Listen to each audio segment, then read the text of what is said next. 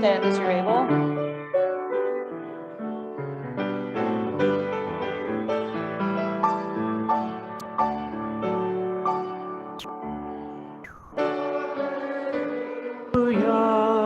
Lord, to whom shall we go? You have the words of eternal life. Alleluia. The Holy Gospel according to Luke, the 16th chapter. Glory to you, O Lord. Then Jesus said to the disciples, there was a rich man who had a manager, and charges were brought to him that this man was squandering his property. So he summoned him and said to him, what is this I hear about you? Give me an accounting of your management, because you cannot be my manager any longer. Then the manager said to himself, what will I do now that my master is taking this position away from me? I am not strong enough to dig, and I am ashamed to beg. I have decided to do so that when I am dismissed as manager, people may welcome me into their homes. So summoning his master's debtors one by one, he asked the first, how much do you owe my master? He answered, 100 jugs of olive oil. He said to him, take your bill, sit down quickly and make it 50. Then he asked another, how much do you owe? He replied, 100 containers of wheat. And he said to him, take your bill and make it 80. And his master commended the dishonest manager because he had acted shrewdly. For the children of this age are more shrewd in dealing with their own generation than are the children of the light.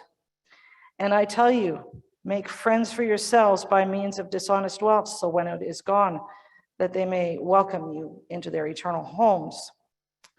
Whoever is faithful in a very little is faithful also in much, and whoever is dishonest in very little is dishonest also in much.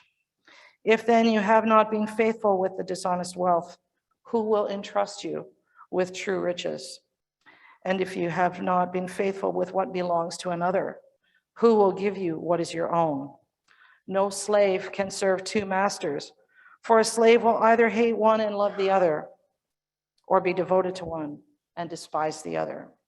You cannot serve God and wealth. The gospel of the Lord. Please be seated.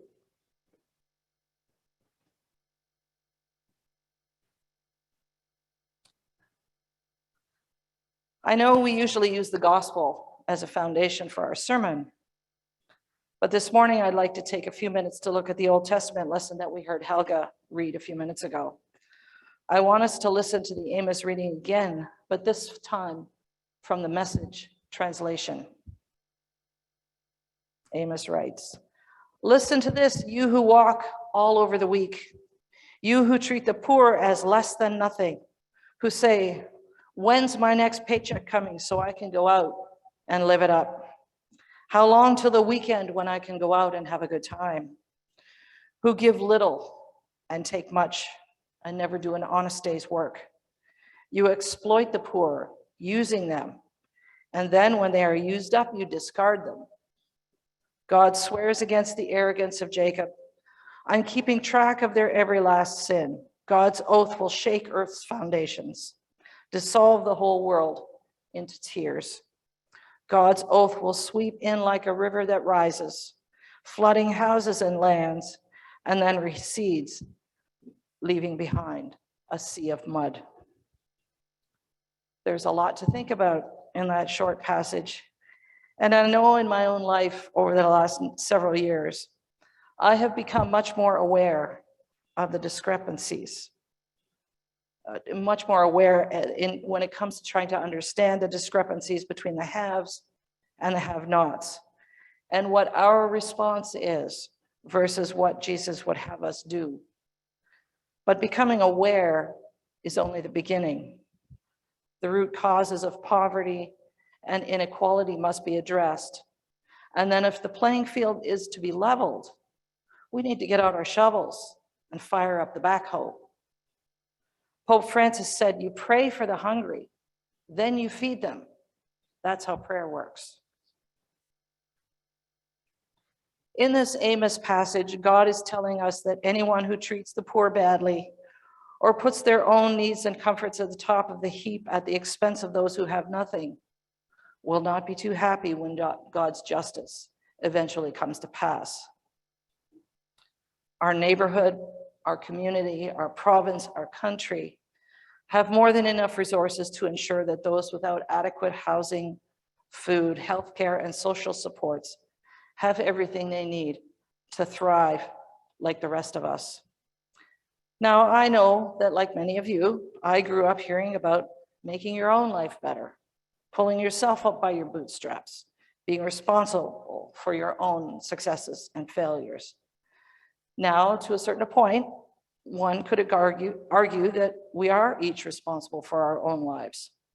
But sometimes life throws a wrench into the gears of our lives, and we must then chart a new, unexpected path that was certainly not of our own choosing. For example, let's say you had a really good job with excellent health benefits, lots of perks like several weeks of vacation, incentives for productivity, profit sharing, or other types of stock options that might have jacked up your income, and let's face it, your quality of life. Then one day, you go to the doctor and receive a devastating medical news that hinders or halts your ability to work at the level and pace that you had been. You might still have an income, but it might only be a percentage of what you're used to receiving. Maybe you can't work at all, and you have to live on your savings. Your once great health care might also be a thing of the past. Money runs short or runs out completely. You can't pay your bills, car payments, mortgage payments, or other debts start piling up. You might lose your home and have to downsize into a type of housing you'd never have imagined for yourself and your family. You now find yourself 180 degrees from where you were before the illness. Sure, you could recover from the illness and return to work, and it might take time, but you could work your way back to your previous lifestyle. But what if the illness is chronic or debilitating? Now this is your life. You didn't do anything wrong. Your new normal is not a character flaw. Sometimes life just happens, and we must deal with the fallout. Now, if you were to find yourselves in these less than ideal circumstances and were food and housing insecure, how would you hope that your community would respond to people like you and others like you? I think we all know the answer we're supposed to give, but is it the answer we want to give? Is it the answer we actually give? There are a million reasons that people in our community find themselves in poverty or homeless or addicted or mentally ill. The question is, what are we going to do about it? But for a few bad breaks, many of these folks, for many of these folks, they are no different from you and me. My favorite psalm is Psalm 139. It has provided me with much comfort and affirmation throughout the journey of my life. At times, I would repeat over and over verses 13 and 14. For you created my most inmost being. You knit me together in my mother's womb.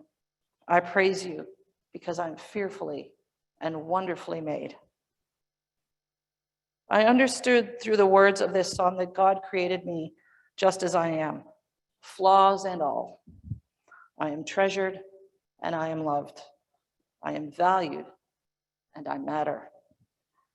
And in understanding these truths about how God loves me, I realize that as I look around at those for whom life has not been so kind or so easy, that they are also fearfully and wonderfully made. I am no better than they are, and they are no worse than I am. If I'm honest with myself and with all of you, I have not always understood this or thought it, or even believed it. But faith and understanding are not stagnant things if we are willing to ask questions, seek God for answers, and listen to that still small voice when God and the Spirit speak to us. I have grown in how I understand the problems in my community. I look at folks on the margins differently than I used to. I try to put my money where my mouth is and put my faith into action. Am I very good at it? No. Can I do better? You bet I can.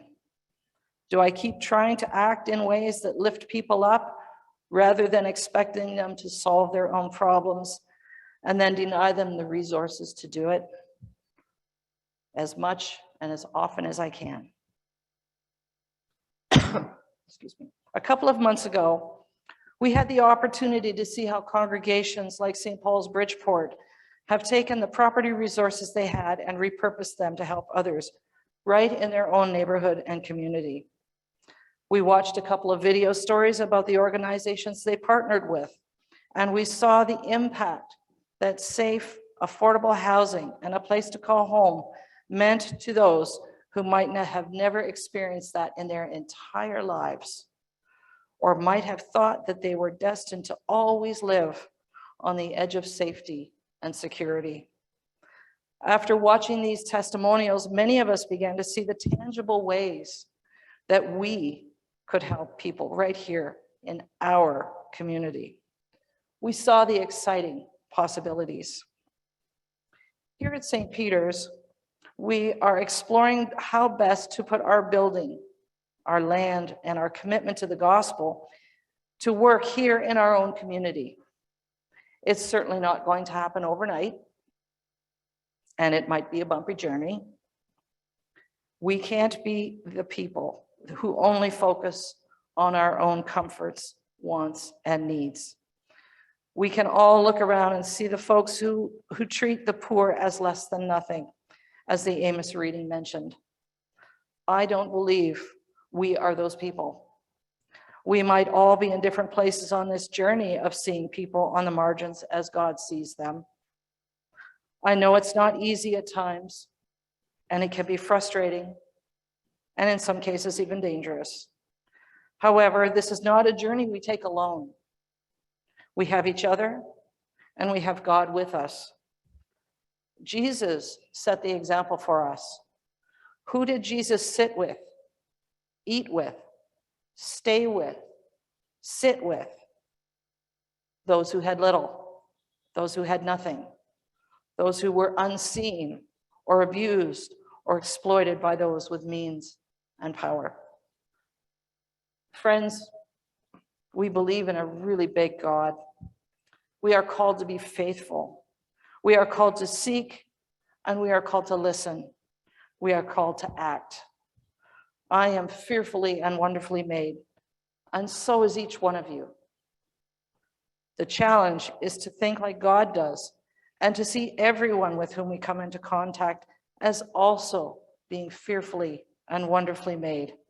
No different than you and I when it comes right down to it. Our new pastor arrives in a little less than a month. Pastor Lorre will bring her ministry skills to us, and we will bring ours to her, and we will both bring them to God for God's use. We already do many things to address some of the problems outside our walls. However, many of these outreach ministries have slowed to a crawl due to the pandemic. Not all of them, of course, but many. We need to think about how we can ramp these ministries back up and begin to once again make a difference in people's lives. An easy first step might be to start bringing food for the food bank. Maybe you can buy an extra canned good or two to bring into church, which would then be taken to the food bank. Colder weather will be coming before we know it, and there will be a need for hats, mitts, and scarves once again. These are baby steps, but they are important steps. There is so much more we can do if we just try. The needs are great, but so is the God who guides our faith and our actions, God is waiting for us to take those first steps. Let's get ready to take them together. I'll close with the words from the second verse of our hymn of the day, which we're going to sing in a minute. Now direct our daily labor, lest we strive for self alone. Born with talents, make us servants, fit to answer at your throne. Amen.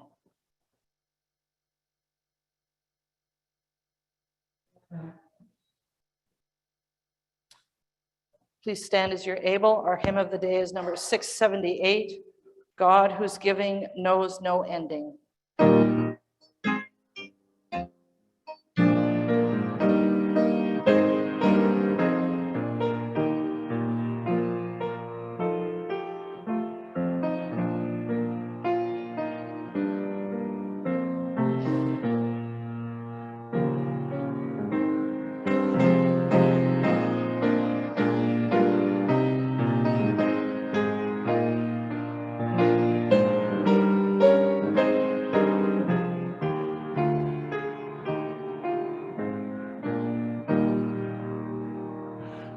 God, whose giving knows no ending, from your rich and endless store, nature's wonder, Jesus' wisdom, costly cross, grave shattered door. Gifted by you, we turn to you, offering up ourselves in praise. Thankful song shall rise forever, gracious donor of our days. Skills and time are yours for pressing toward the goals of Christ your Son. All at peace in health and freedom, races joined, the church made one. Now direct our daily labor, lest we strive for self alone. Born with talents, make us servants, fit to answer at your throne. Treasure to you have entrusted, gain through powers our grace conferred, ours to use for home and kindred, and to spread the gospel word. Open wide our hands in sharing, as we heed Christ's ageless call, healing, teaching, and reclaiming, serving you by love